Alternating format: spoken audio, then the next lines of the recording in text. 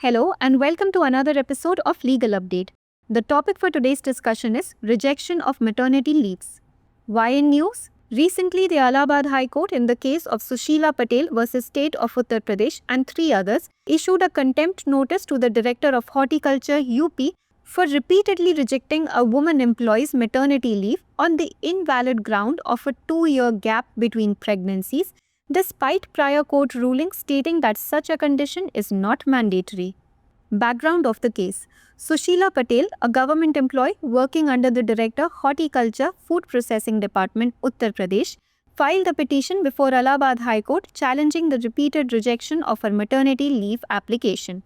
The petitioner had applied for maternity leave but faced rejection from the director on the ground that a mandatory gap of 2 years had not elapsed between her first and second maternity leave. This rejection was based on an alleged departmental requirement imposing a minimum waiting period between successive pregnancies for availing maternity leave benefits.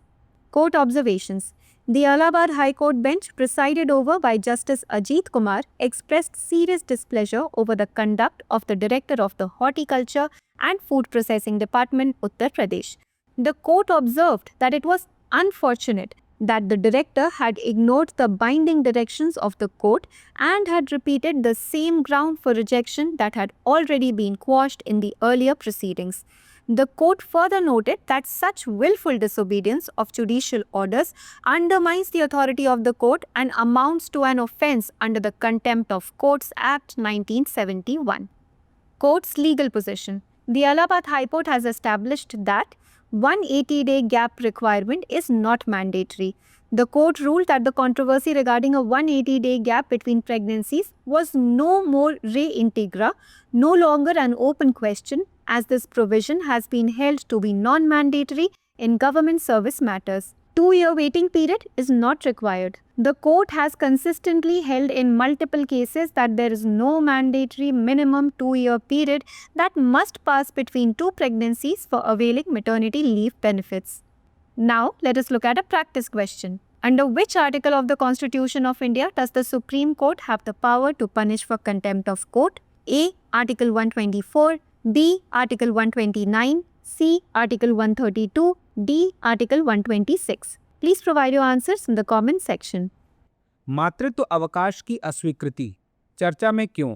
हाल ही में इलाहाबाद उच्च न्यायालय ने सुशीला पटेल बनाम उत्तर प्रदेश राज्य और अन्य 3/2025 के मामले में उत्तर प्रदेश के बागवानी निदेशक को एक महिला कर्मचारी के मातृत्व अवकाश को बार बार 2 गर्भधारण के बीच 2 साल के अंतराल के अवैध आधार पर अस्वीकार करने के लिए अवमानना नोटिस जारी किया, जबकि पूर्व के न्यायालय के फैसलों में कहा गया था कि ऐसी शर्त अनिवार्य नहीं है। मामले की पृष्ठभूमि: उत्तर प्रदेश के उद्यान एवं खाद्य प्रसंस्करण विभाग के निदेशक के अधीन कार्यरत सरकारी कर्मचारी सुशीला पटेल ने इलाहाबाद उच्च न्यायालय में एक याचिका दायर कर अपने मातृत्व अवकाश के आवेदन को बार बार अस्वीकार किए जाने को चुनौती दी।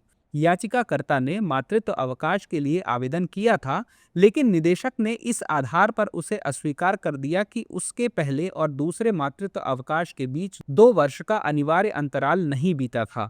यह अस्वीकृति एक कथित विभागीय आवश्यकता पर आधारित थी, जिसके तहत मातृत्व अवकाश का लाभ प्राप्त करने के लिए लगातार गर्भधारण के बीच न्यूनतम प्रतीक्षा अवधि लागू की गई थी।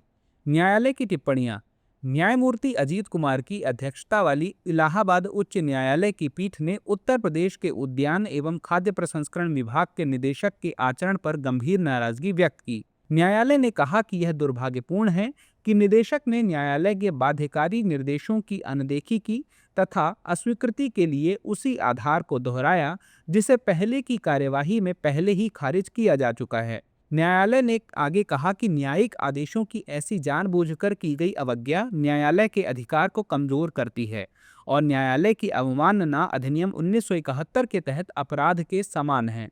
न्यायालय की कानूनी स्थिति: इलाहाबाद उच्च न्यायालय ने स्थापित किया है कि 180 दिन के अंतराल की आवश्यकता अनिवार्य नहीं है। न्यायालय ने फैसला सुनाया कि गर्भधारण के बीच 180 दिन के अंतराल के संबंध में विवाद अब रिस इंटेग्रा अब खुला प्रश्न नहीं रहा, क्योंकि इस प्रावधान को सरकारी सेवा मामलों में गैर अनिवार्य माना गया है। 2 साल की प्रतीक्षा अवधि आवश्यक नहीं है। न्यायालय ने अनेक मामलों में लगातार यह माना है कि मातृत्व अवकाश का लाभ प्राप्त करने के लिए 2 गर्भधारण के बीच न्यूनतम 2 वर्ष का अंतराल अनिवार्य नहीं है। चलिए देखते हैं अभ्यास प्रश्न। भारतीय संविधान के किस अनुच्छेद के अंतर्गत सर्वोच्च न्यायालय को न्यायालय की अवमानना के लिए दंडित करने की शक्ति प्राप्त है? ए अनुच्छेद 124, बी अनुच्छेद 129, सी अनुच्छेद 132, डी अनुच्छेद 126।